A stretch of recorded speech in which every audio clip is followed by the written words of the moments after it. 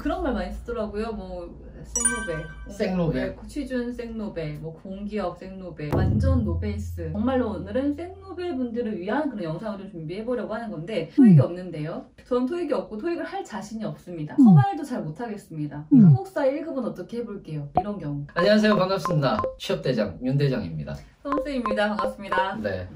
우리가 여기 앞에 앉아 있는 이유는 뭐죠? 오늘은 일단은 그런 말 많이 쓰더라고요. 뭐 생로베, 취준 생로베, 뭐 공기업 생로베, 뭐 공부할 때 뭐 NCS 생로베 이런 말을 많이 쓰더라고요. 쌤은 들어보신 적이? 저는 쌤한테 들었어요. 저는 학생분들한테 들었거든요. 네, 저는 쌤한테 들었어요. 네, 뭐 완전 노베이스 처음 시작하는 단계일 때 이제 그런 말을 많이 쓰던데 이제 오늘 요즘에 사용하는 신조어인 것 같아요. 네. 공기업을 처음 준비를 하시는 분들은 왜 많은 분들이 공기업을 가고 싶어 하는지, 공기업이라는 것의 특징이나 장단점이나 이런 것부터도 궁금하실 것 같아요. 원론적으로 들어가면. 네, 원론적으로. 네. 그렇죠. 공기업의 장단점을 좀 알고 시작하자는 의미에서 정말로 오늘은 생노베 분들을 위한 그런 영상을 좀 준비해 보려고 하는 건데, 공기업을 그렇게 많이들 원하고 지원이 늘어나는 이유가 뭘까요? 생각을 해보면 뭐 여러 가지가 있을 수 있겠죠. 여러 가지가 있을 수 있는데 일단 쌤한테 한번 여쭤보고 싶은 게, 네. 공기업을 들어간다라고 하면 뭐부터 생각하세요? 뭐부터 생각나요? 일단 저는 예전부터 생각했던 거는 대기업에서의 그 어느 정도 수준 이상의 연봉이나 또는 공무원에서의 복지, 안정성. 예, 그거 두 가지가 좀 합쳐진, 장점이 좀 합쳐진 것이 아닐까 이 생각을 많이 하고 있어요. 네. 저는 확 늘어났던 시점이 블라인드 채용이라는 단어가 나오기 시작하면서부터였거든요. 사실상 그게 있어요. 예전으로 돌아가 보면 공기업은 조금 엘리트들이 가는 곳, 또는 스펙이 좋고 공부를 좀 잘하는 사람들이 가는 곳이다라는 게 좀 있었어요. 왜냐하면 시험 자체가 그랬기 때문에. 시험 자체가 인적성이라든지 이런 것보다는 논술이나 이런 쪽, 그러니까 공부를 잘하는 사람들이 시험을 치는 방향 쪽으로 몰려 있었다가 블라인드 채용이라는 것이 말이 나오기 시작을 하면서 야, 학벌 안 본대, 그 다음에 나이도 안 본대. 그러다 보니까 사실상 블라인드 채용을 하면서부터 좀 늘어나기 시작을 하고 NCS가 도입되면서 늘어나기 시작을 했던 걸 보았을 때 나이를 보지 않는 것, 그리고 거기에다가 이제 안정성, 이런 것들, 반대급부로 지금 현재 산업이 좀 재편되면서 대기업이 수시 채용을 하고 있고 인원을 그렇게 많은 채용을 하지 않다 보니까 그 부분에 대해서 공기업 취업으로 조금 더 사람들이 눈을 돌린 게 아닌가 이렇게 생각을 하기도 해요. 일단 그 지원하는 벽이 조금 낮아졌다고 볼 수도 있다는 거죠. 네. 네. 그런 거 맞는 것 같아요. 그러면 이제 그렇게 원하는 기업을 들어갔을 때 간혹 또 퇴사를 해서 정말 남들이 원하는 기업을 들어갔는데 퇴사해서 또 찾아오시는 분들도 많이 만나시잖아요. 진짜 많이 만나요. 그럼 그 좋은 공기업을 퇴사를 하는 이유는 또 뭘까요? 그걸 좀 알아야만 나는 지원을 해도 되는가, 나도 갔을 때 이렇게 되지 않는가라는 또 생각을 해보실 수 있을 것 같거든요. 맞아요.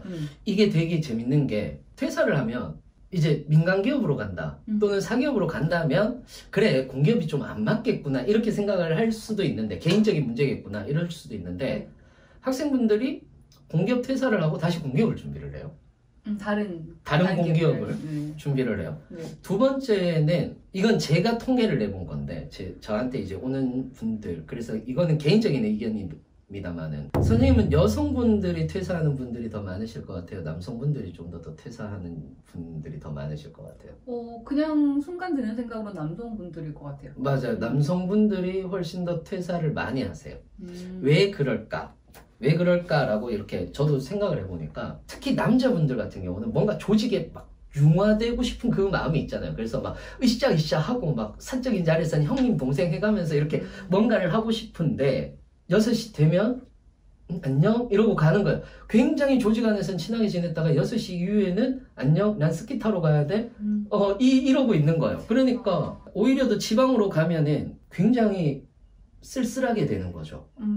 그러니까 조직이라는 느낌을 못 받아서. 조직이라는 느낌을 못 받는 거예요. 그거를 오히려 힘들어하시는 분들이 있으시다는 거죠. 맞아요. 그러니까 자꾸 자기 거주 지역으로 좀 더 가까이 오고 싶어하는 경우들이 생기는 거고, 그 다음에 저한테 가끔가다 카톡이 와요. 어떤 카톡이 오느냐면 선생님 합격했는데 할 일이 없어요. 무슨 공부를 할까요? 그러니까 무슨 공부를 할까요? 라는 얘기를 해요. 그럼 그 얘기 저도 몇 번 좀 들어봤던 것 같아요. 네네네. 시간이 너무 많다. 네, 그런 얘기. 맞죠? 그러니까 시간이 많으니까 무슨 공부를 할까요? 너무 바쁘게 생활하잖아요. 우리 수험생분들이. 바쁘게 생활을 하다가 가서 딱 여유 있는 생활이 있는데 그 여유 있는 생활을 어떻게 사용해야 될지 모르는 경우들도 있는 것 같아요. 맞아요. 그래서 저는 얘기를 해주는 게 이거거든요. 워라밸이라고 하는 것은 워크-라이프 밸런스인데 우리는 잘못 생각하고 있나 봐요. 퇴근만 일찍 하고 칼퇴근을 하면은 워라밸이 지켜질 줄 안다라고 생각하는데 내 라이프 스타일을 만드는 것 또한 능력이고 또는 일이 되는 거예요. 그거 굉장히 중요한 말씀이신 것 같아요. 네. 라이프 스타일을 만들어야만 정말 업무의 능률도 오를 수가 있고 내 시간도 잘 쓸 수가 있고 그래야만 직장에 적응을 더 잘할 수가 있는데 그게 안 되면 그 조직 자체의 문화에 적응을 하기가 힘들어지는 거죠. 맞아요. 내 라이프가 제대로 안 돼 있으니까. 그렇죠. 그것 때문에 퇴사를 하는 경우도 네, 그것 때문에 퇴사를 하는 경우들도 저는 좀 많이 보는 편입니다. 네, 물론 이게 아주 뭐 전반적인 얘기는 아닐 수 있지만 그런 경우도 좀 있다는 걸 말씀해 주신 것 같아요. 자, 그리고 이제 곧 지원을 하게 될 때 그런 질문도 진짜 많이 하시거든요. 이제 공기업에 대해서 막연히 지원을 하려고 하다 보니까 기업의 이름들이 또 다른 거죠. 어디는 어떤 공사, 어디는 공단, 어디는 또 협회. 그래서 이제 데스크에 와서 이제 상담을 하시는 분들 같은 경우에도 그런 질문 하시는데 저는 어디를 가야 되나요? 공단, 공사, 저한테 맞는 게 뭔가요? 네, 이런 여기 차이는 뭐 이런 질문을 하시기도 하는데 선생님께서 장황하게 말고 정말 법률부터 생각했어요. 법률부터. 컴팩트하게 이거구나 라고 한 줄 요약까지는 절대 안 되실 분이기 때문에 한 두세 줄 요약 정도로 해주시는 게 가능하실까요? 진짜 간단하게 얘기를 드리면 이렇게 생각하시면 돼요. 공사는 어느 정도 수익성이 있다. 그리고 어떤 사업을 하고 있다. 그래서 우리가 흔히들 얘기하는 공기업이라고 하는 곳을 공사라고 해요. 그죠, 기업. 네, 기업, 공공기업 이렇게 생각을 하시면 되는 거죠. 네, 우리는 대부분 그냥 공기업 이렇게 얘기를 하는데 공공기관이라고 하는 것이 맞습니다. 공단은 정부의 부처가 있어요. 예를 들어서 보건복지부가 있단 말이에요. 그럼 보건복지부에서 하는 일이 정말 많을 거 아니에요. 그 일을 하나를 떼서 얘기해. 너 이거 맡아서 해 라고 하는 거예요. 그러니까 일종의 정부 부처의 산하기관처럼 행동을 하는 거죠. 그래서 너는 국민건강보험만 해. 그럼 국민건강보험공단이 되는 거고 너는 국민연금만 해. 그러면 국민연금공단이 되는 거예요. 그래서 좀 더 공공성이 굉장히 중요한 곳, 윤리성이 굉장히 중요한 곳이 공단이다. 이렇게 생각을 하시면 되는 거예요. 협회 같은 경우는 어떤 대표하는 곳을 모아놓은 그 기관을 얘기를 하는 거예요. 예를 들어서 대표하는 기관인 거죠. 어떤 단체나 집단을. 태권도 협회. 그렇죠. 그렇죠. 태권도 협회. 그 다음에 대한체육회, 체육인들을 대표하는 곳. 이런 곳인 거예요. 그래서 공사, 공단, 협회는 그런 식으로 구분이 되는 거예요. 쉽게 생각하면 이렇게 생각하면 돼요. 대부분 이제 도로공사나 철도공사나 이런 쪽 SOC 공기업이 있고 한국전력이라든지 이런 쪽이 이제 에너지 발전이잖아요. 그러면은 우리 국내에서는 여기가 공기업이잖아요. 근데 얘들이 외국에 나가서 에너지 쪽에 입찰을 받을 때는 얘를 공기업으로 볼까요? 사기업으로 볼까요? 그냥 사기업처럼. 그렇죠. 사기업으로 보겠죠. 당연히. 그런 성격을 가지고 있는 곳이 공사라고 이렇게 생각하시면 돼요. 네. 그러면 공사, 공단, 협회의 특성에 따라서 지원하시는 분들이 좀 생각하고 좀 정해야 되는 부분도 있을까요? 네. 공사는 사업의 확장성이라든지 이런 부분들이 있고 그리고 사실 요즘 들어서 공사에서 스펙이 조금 올라갔어요. 그 이유가 뭐냐면 해외 사업이 많아진 거예요. 해외 사업이 많아졌고 해외에서 다루고 있는 매뉴얼들이 많아진 거죠. 그러다 보니까 우리 영어 조금 더 볼래? 이런 식으로 바뀌어 나가게 되는 거예요. 그래서 공사는 내가 좀 사업에 대한 마인드라든지 이런 기업에 대한 마인드를 조금 가지고 있는 사람들이 하면 좋아요. 물론 윤리성은 그 기본 바닥에 있어야 되는 게 맞고요. 그 다음에 그 외에 이제 공단 같은 경우는 정부 부처 산하기관이기 때문에 거의 공무원으로 봐요. 이 분들은. 그래서 공무원의 마인드, 즉 공공을 위해서 무엇인가를 한다라고 하는 공무원의 마인드를 가지고 있는 것이 맞죠. 그럼 또 지원을 하실 때도 그런 것도 많이 보실 거예요. 오늘은 정말 완전 초보적인 분들을 좀 위한 거기 때문에 좀 다 상세히 용어들까지 다뤄보려고 하는데, 뭐 여기는 순환 근무제를 하나요? 그러면 들어가게 되면 다른 지역으로 막 옮겨 다녀야 되나요? 이런 얘기도 많이 하시고, 지역 가산점은 어디까지 누구한테 받을 수 있는 제도인가요? 뭐 저는 받을 수 있나요? 이런 질문도 많이 하시고, 카페에도 그런 걸 참 많이 봤었거든요. 네네네. 이것도 한 2줄 정도. 그 단어가 나오면 어떤 뜻이고, 그리고 이때는 뭐만 생각하면 된다, 뭐 이 정도만 한번. 네. 와, 이 순환근무제는 할 말이 너무 많아요. 이거를 오해하시는 분들이 많아요. 네. 오해가 어떤 오해냐면 뭔가 군대처럼 생각하나 봐요. 군대 간부처럼 생각하나 봐요. 그래서 막 그런 거. 그러니까 막 네. 철원 갔다가 막 원주 갔다가 막 다시 부산 갔다가 이렇게 한다라고 생각하시는 분들이 너무 많으세요. 네. 아닙니다. 일단 순환근무제는요, 순환을 해요. 지역 순환을 하는데 지역 순환을 하는 곳이 있어요. 예를 들어서 수자원공사가 지역 순환을 해요.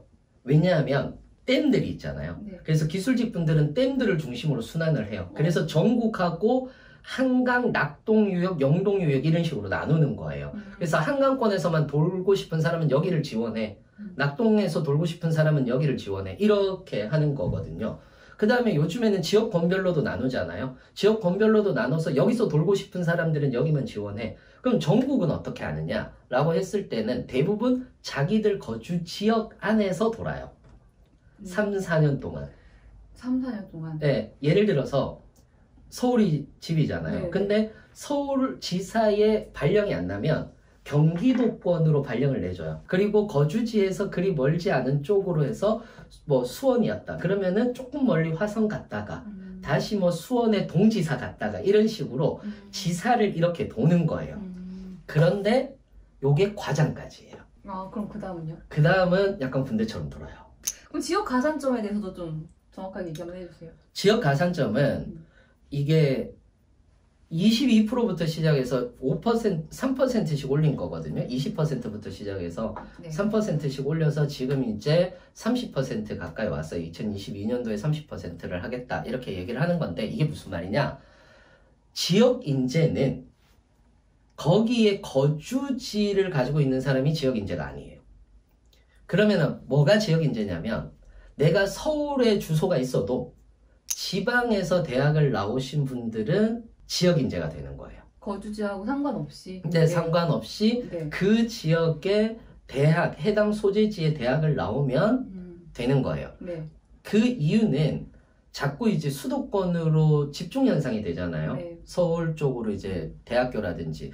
그래서 이제 가는 건데 학생분들은 불만이 좀 있을 수도 있어요. 왜냐하면 어렵게 공부해서 나 서울 올라왔는데 인서울 했는데 이럴 줄 알았으면 난 지방에 있지. 뭐 이렇게 얘기를 하시는 분들도 많으세요. 약간 역차별처럼 보이는 거죠. 네네네. 네, 약간 그렇죠. 역차별처럼 네. 보여서 싫어하시는데 지역 가산도 정확하게 알고 계셔야 되는 것 중에 하나가 이게 역차별 얘기가 나오면서 또 바뀌었는데 네. 역차별 얘기가 나오기 전에는 어떻게 하느냐면 100명이 있어요. 그러면 아예 블라인드로 100명을 채용을 해요. 네. 그리고 나서 이 사람이 어디 나왔는지 이제 채용 다음에 보는 거예요. 보면은 만약에 예를 들어서 27%를 뽑아야 된다. 네. 그러면은 27명이 그 지역에 인재여야 되는 거예요. 네. 강원도면 강원도 지역에 인재여야 되는 거죠. 네. 그러면 27명인데 만약에 20명까지 안 뽑혔으면은 7명을 새로 뽑아야 되잖아요. 그래서 그 지역에 있는 대학교를 나온 사람들에 한해서만 커트라인에서 마이너스 3점 또는 마이너스 2점 이렇게 해서 나머지 7명을 채용하는 거예요. 그래서 3점 이하로는 다 그러면 부족하게 되겠죠? 네. 부족하게 되니까 이제 그거는 그 다음에 2월 되는 거고 그 다음 시즌에. 근데 이게 말들이 많았어요. 그러면은 우리도 후보 1, 2인데 우리는 왜 합격이 안 되느냐. 그렇죠. 이거에 대해서 말이 많아서 아예 요즘에는 보면은 지역 인재 채용을 조금 많이 하는 곳들 같은 경우는 아예 지역권별로 뽑잖아요. 네. 그래서 지역권별로 뽑는데 서울에 있는 분들도 강원 쪽으로 지원할 수 있어요. 그런데 이제 지역인재 가점은 못 받는 거고 지역인재 가점을 받으려면 만약에 강원이다. 그러면 강원도에 있는 지역에서 나와서 강원도를 지원했을 경우 그렇게 된다라고 이렇게 생각하시면 되는 거고 네. 그러면 나는 본사가 강원도에 있는데 나는 다른 지역이다. 그럼 지역인재 가산이 안 되느냐라고 했을 때 그것도 원래 인재 가산점은 보다는 조금 낮게 해서 지역인재 가산을 받을 수가 있어요. 자, 그럼 이제 그런 것도 있죠. 이거는 쌤이 맨날 받는 질문일 것 같은데, 공기업을 이제 쌤이 공적 네. 타겟팅부터 해라. 필기시험 준비할 때가 아니고, 일단은 타겟부터 하자. 이런 얘기를 하시는데, 네. 그럼 타겟팅을 어떻게 하나요? 공기업이 정말 몇백 개인데. 그렇죠. 그쵸. 그렇잖아요. 여기서 어디를 내가 골라낼지, 이거는 그냥 봤을 때 너무 모를 것 같거든요. 네. 진짜 공기업 타겟팅하기, 요것만 시작하자. 자, 네. 첫 번째, 전공을 선택하느냐 하지 않느냐예요. 자, 기술 지금 무조건 전공을 선택해야 돼요. 그렇죠. 네, 전공 시험을 떠날 수가 없어요. 네. 떠날 수가 없으니까 에너지 발전 공기업이든 SOC 공기업이든 그냥 그쪽에 메인을 두세요. 에너지면 에너지 아니면 SOC면 SOC에 메인을 두고 거기서 뭐 에너지 추가한다라든지 뭐 SOC를 추가한다라든지 이런 식으로 하시는 거고 네. 사무직 분들은 단일 전공, 상경, 법정 통합 전공, 그 다음에 사통합 전공이 있어요. 네. 일단 지금 여기서 하나 더. 단일 전공, 상경, 법정, 사통합 이 말도 네. 처음 하시는 분들한테는 생소해요. 아, 그렇겠죠. 네. 그리고 전공이라고 했을 때 전공? 난 대학교 전공을 딴 거 했는데 어떡하지? 이 생각도 네. 하실 거예요. 네, 그럼요. 네, 그 얘기도 많이 하거든요. 저는 전공이 중문인데요. 그럼 저는 전공 준비로 이 얘기 하신단 말이에요. 자, 전공은 대학 전공하고 상관이 없죠? 네. 네. 전공은 일단 대학 전공하고 상관이 없어요. 네. 경영, 경제, 법, 행정인 거고요. 가끔 가다가 통계가 들어가는 곳들도 있습니다. LX 같은 경우는 기초 통계가 들어가기도 하고요. 네. 그 다음에 전산학을 또 사무직에서 보는 경우들도 있어요. 그런데 통상적으로는 경영, 경제, 법, 행정이라고 이렇게 얘기를 합니다. 네. 자, 이걸 전공이라고 하는 거고요. 그리고 단일 전공이라고 했을 때는 경영, 경제, 법, 행정 중 택 1을 하는 거예요. 네. 택 1을 하는 건데 이게 직렬마다 경영, 경제, 법, 행정을 직렬로 보는 거거든요. 네. 직렬마다 조금 뽑는 인원이 다른데 경영 쪽이 조금 더 많이 뽑아서 대부분 카페라든지 이런 데를 가보시면은 경영 쪽으로 많이 지원을 하시는 분들이 계시기는 합니다. 네. 법정 같은 경우에서는 이제 많이 채용을 하지는 않는데 대한법률구조공단 같은 경우는 아예 법정직만 채용을 하기도 해요.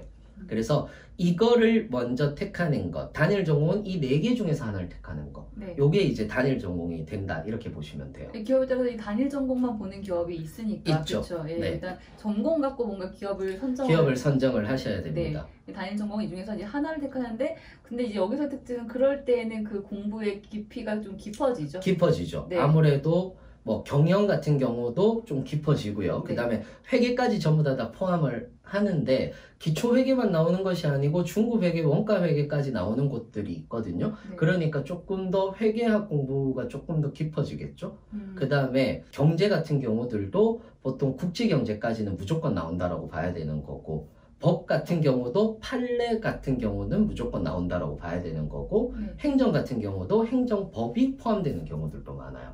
그러니까 깊어질 수밖에 없어요. 단 이렇게 한 가지만 했을 네. 때는. 자, 그럼 이제 통합으로 가볼게요. 이제 상경 또는 네. 법정 이렇게 2개씩 통합이 되는 그런 그 전공인 경우는 네. 어떤 게 달라지죠?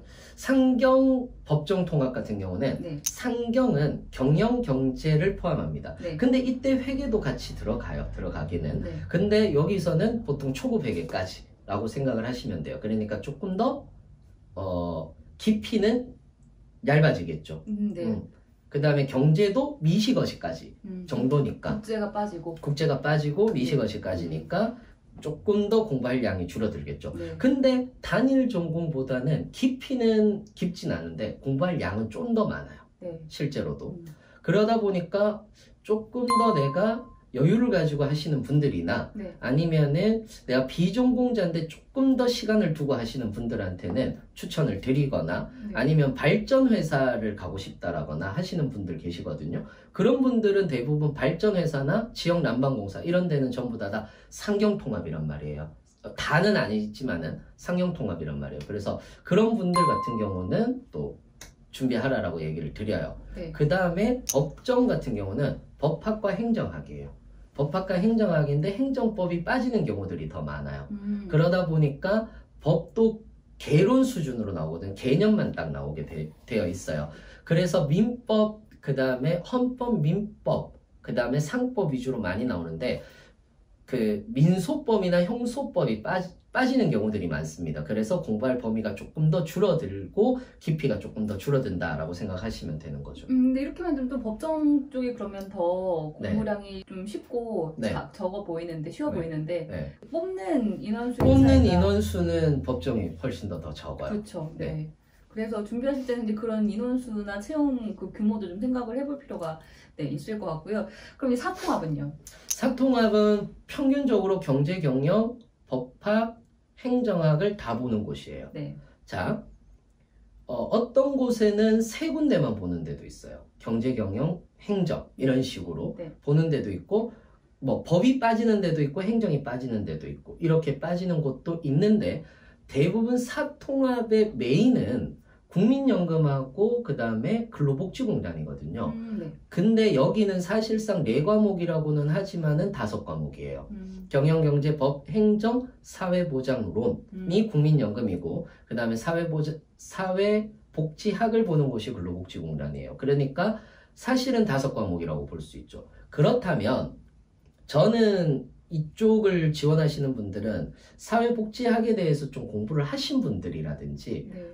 또는 내가 연금 4대 보험 쪽으로 좀 생각을 하시는 분들 건강보험공단까지 해서 이제 그쪽으로 생각하시는 분들한테는 사통합 전공을 해라라고 이렇게 얘기를 드리는 거죠. 일단 선생님은 기업을 타겟팅할 때 제일 중시 여기시는 게 전공을 어디까지 공부할 수 있는가? 그렇죠. 이걸 첫 번째로 보시나요? 그럼 저는 조금 더 밑으로 가볼게요. 네. 토익이 없는데요. 아, 네네네. 저는 토익이 없고 토익을 할 자신이 없습니다. 이런 음. 경우 있고 커말도 잘 못하겠습니다. 한국사 1급은 어떻게 해볼게요. 네, 제가 제일 많이 듣던 말이에요. 네네네. 커말은 힘들 것 같고 한국사는 좀 해볼 수 있을 것 같고 토익을 제가 아무리 쳐도 800을 못 넘습니다. 이런 경우. 네. 예, 어떻게 할까요? 그러면 이제 적부 판정만 되는 곳이 있어요. 네. 아무것도 안 보고 적부 판정만 되는 곳들이 있어요. 철도공사 대표적이죠. 네. 그 다음에 서울교통공사 대표적인 거고요. 그리고 각 지방의 도시개발공사라든지 또는 뭐 광역시 같은 경우는 지하철이 있다면 도시철도라든지 이런 쪽이 대부분 적부 판정이거나 자소서 판정으로 많이 하는 경우들이 있습니다. 네. 그런 경우도 지원하셔도 되고요. 그 다음에 자소서를 좀 유독 많이 보는 곳이 있어요. 공고문을 딱 잘 보셔야 되는데 공고문을 보시면은 응시 자격에 이렇게 명시해 놓은 게 있어요. 우린 이거 이상 지원 가능하다 이렇게. 네. 근데 그게 없으면 토익이 없어도 가능하거든요. 근데 거기서 함정 밑에 보시면은 우리는 어학 성적이 10%는 봐요, 20%는 봐요 해놓고 참고 표시해 놓고 어학 성적 없을 경우 0점 처리 이렇게 얘기를 하는 공기업들도 있어요. 네네. 그런 곳들은 당연히 지양해 주셔야 되는 거고요. 보통은 좀 완전히 적부 판정 되는 곳으로 해서 지원을 해주시면 되는데 아무래도 적겠죠. 근데 저는 개인적으로 이렇게 지원하는 곳이 적다고 해서 내가 불리하다라고 저는 생각하진 않거든요. 왜냐하면 한 군데 두 군데만 보더라도 내가 그렇다면 다른 친구들보다 더 공부할 시간이 많으니까 내 점수를 높일 시간도 많다라고 생각을 하는 거예요.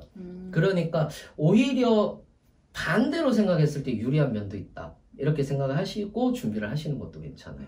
그럼 먼저 스펙부터 정리해야 되나라고 말씀하셨을 때는 네. 그럼 토익이 가능하면 일단은 거기 뭐 상한선까지는 그렇죠. 얘기를 해주시고 네. 그게 힘든 경우는 거기에 맞춰서 그렇죠. 네, 기업을 선정을 하는 게 좋겠다는 네네. 말씀이신 거죠? 네. 그게 참 힘든 것 같아요. 스펙을 어느 정도까지 준비를 하는 게 적정한지. 네. 그럼 토익은 준비를 좀 해보겠다. 만약에 해볼 수 있을 것 같아요 라고 하면 몇 점 정도까지는 해놓는 게 좀 기업을 선정할 때 편할까요? 요즘엔 조금 올라서 750 이상. 750 이상. 요게 힘들면 IM2. 850 아니고 750이에요? 850. 그러니까 제일 애매한 숫자가 800점이에요.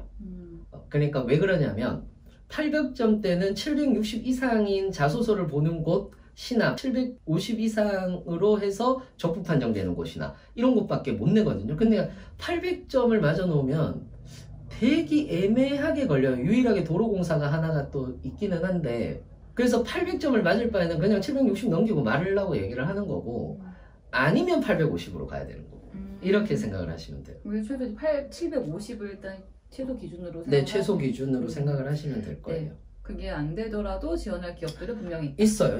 분명히 있어요.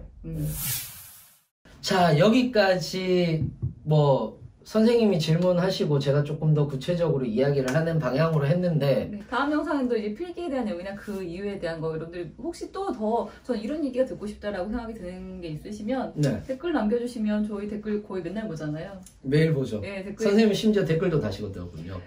댓글이 많이 없어요. 맞아요. 댓글 그 답글 달기가 되게 쉬워요. 한두 개 달면 끝이에요.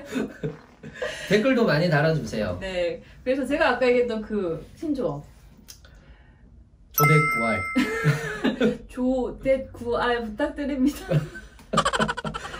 이렇게 부끄럽게 할 거면 하지 마세요. 당당하게 할게요. 네.